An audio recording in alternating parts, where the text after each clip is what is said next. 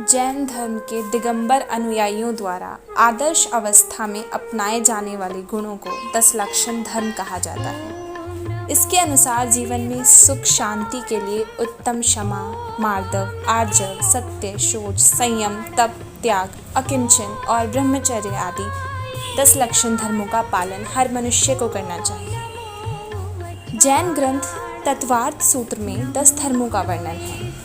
10 लक्षण पर्व पर इन 10 धर्मों को धारण करना चाहिए। उत्तम क्षमा।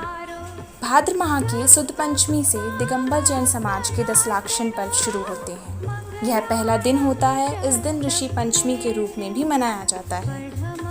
हम उनसे क्षमा मांगते हैं जिनके साथ हमने बुरा व्यवहार किया हो और उन्हें क्षमा करते हैं जिन्होंने हमारे साथ बुरा व्यवहार किया हो।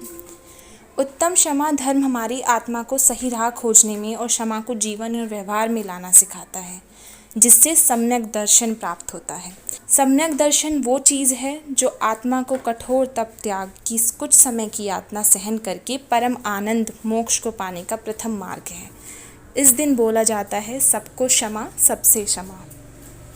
उत्तम मार्दव। अक्सर धन दौलत, शान और शौकत इंसान को अहंकारी और अभिमानी बना देता है। ऐसा व्यक्ति दूसरों को छोटा और अपने आप को सर्वोच्च मानता है। मार्दव धर्म हमें अपने आप की सही वृत्ति को समझने का जरिया है। उत्तम आर्जव।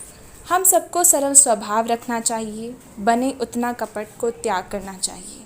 कपट के भ्रम में जीना दुखी होने का मूल कारण है। उत्तम आर्जव हमें सिखाता है कि मोह माया, बुरे कर्म सब छोड़ छाड़ कर सरल स्वभाव के साथ परम आनंद मोक्ष प्राप्त कर सकते हैं। उत्तम शौच। किसी चीज़ की इच्छा होना इस बात का प्रतीक है कि हमारे पास वह चीज़ नहीं है, तो बेहतर है कि हम उस अपने पास जो कुछ है उसके लिए परमात्मा का शुक्रिया अदा करें और संतोषी बनकर उसी में काम चलाएं। भौतिक संसाधनों और धन दौलत में खुशी खोजना यह महज आत्मा का एक भ्रम है। उत्तम शौच धर्म हमें यही सिखाता है कि शुद्ध मन में जितना मिला है उसी में खुश रहें, परमात्मा का हमेशा शुक्रिया मानें और अपनी आत्मा को शुद्ध बनाकर ही परम आनंद मोक्ष को प्राप्त करना मुमकिन है। उत्तम सत्य। झूठ बोलना बुरे कर्म में बढ़ोतरी करता है। सत्य जो सत शब्द से आया है, जिसका मतलब है वास्तविक होना। उत्तम सत्य धर्म हमें यही सिखाता है कि आत्मा की प्रकृति जानने के लिए सत्य आवश्यक है और इसके आधार पर ही परम आनंद मोक्ष को प्राप्त करना मुमकिन है। अपने मन आत्मा को सरल और शुद्ध बना लें तो सत्य अपने आप ही आ जाएगा। उत्तम संयम। भाद्र माह के सुद दशमी को दिगंबर जैन समाज के पर्युषण 10 लक्षण पर्व का छठा दिन होता है। इस दिन को धूप दशमी के रूप में मनाया जाता है।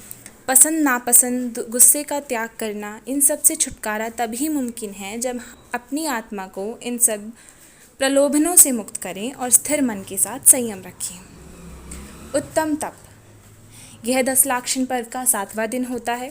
तप का मतलब सिर्फ उपवास में भोजन नहीं करना, सिर्फ इतना ही नहीं है, बल्कि तप का असली मतलब है कि इन सभी क्रियाकलापों के साथ अपनी इच्छाओं और ख्वाहिशों को वश में रखना। ऐसा तप अच्छे गुणवान कर्मों में वृद्धि करता है। साधना इच्छाओं की वृद्धि नहीं करने का एकमात्र मार्ग है।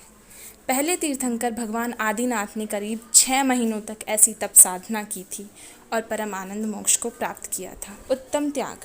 भाद्र माह के सुद 12 को दिगंबर जैन समाज के पर्युषण 10 लक्षण पर्व का 8वां दिन होता है। त्याग शब्द से ही पता चलता है कि इसका मतलब छोड़ना है और जीवन को संतुष्ट बनाकर अपनी इच्छाओं को वश में करना है। यह न सिर्फ अच्छे गुणवान कर्मों में वृद्धि करता है बल्कि बुरे कर्मों का नाश भी करता है। उत्तम त्याग धर्म हमें यही सिखाता है कि मन को संतोषी बना करके ही इच्छाओं और भावनाओं का त्याग करना मुमकिन है। त्याग की भावना भीतरी आत्मा को शुद्ध बनाने पर ही होती है। उत्तम आकिंचन। आकिंचन हमें मोह को त्याग करना सिखाता है। 10 शक्यता है जिसके हम बाहरी रूप में मालिक हो सकते हैं। जमीन, घर, चांदी, सोना, धन, अन्न, महिला, नौकर, पुरुष, इन सब का मोह न रखकर न सिर्फ इच्छाओं पर काबू रख सकते हैं बल्कि इससे गुणवान कर्मों में वृद्धि भी होती है। सभी मोहों, प्रलोभनों और परिग्रहों को छोड़कर ही परम आनंद मोक्ष को प्राप्त करना मुमकिन है। उत्तम ब्रह्मचर्य। इस दिन को अनंत चतुर्दशी कहते हैं।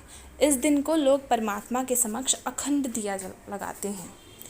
ब्रह्मचर्य हमें सिखाता है कि उन परिग्रहों का त्याग करना जो हमारे भौतिक संपर्क से जुड़ी हुई हैं। ब्रह्म जिसका मतलब आत्मा और चर्या का मतलब रखना, इसको मिलाकर ब्रह्मचर्य शब्द बना है। ब्रह्मचर्य का मतलब अपनी आत्मा में रहना है। ब्रह्मचर्य का पालन करने से आपको पूरे ब्रह्मांड का ज्ञान और शक्ति प्राप्त होगी और ऐसा न करने पर आप सिर्फ अपनी इच्छाओं और कामनाओं के गुलाम ही रहेंगे। मिच्छामि दुक्कडम। अनंत चतुर्दशी के दूसरे दिन मंदिर में सभी लोग भक्तजन एक साथ प्रतिक्रमण करते हुए पूरे साल में किए गए पाप और कटु वचन से किसी के दिल को जाने अनजाने ठेस पहुंची हो तो उसके लिए एक दूसरे को क्षमा करते हैं और एक दूसरे से क्षमा मांगते हैं और हाथ जोड़कर गले मिलकर मिच्छामि दुक्कडम कहते हैं। आप सभी को पर्युषण पर्व 10 लाक्षण पर्व की हार्दिक शुभकामनाएं।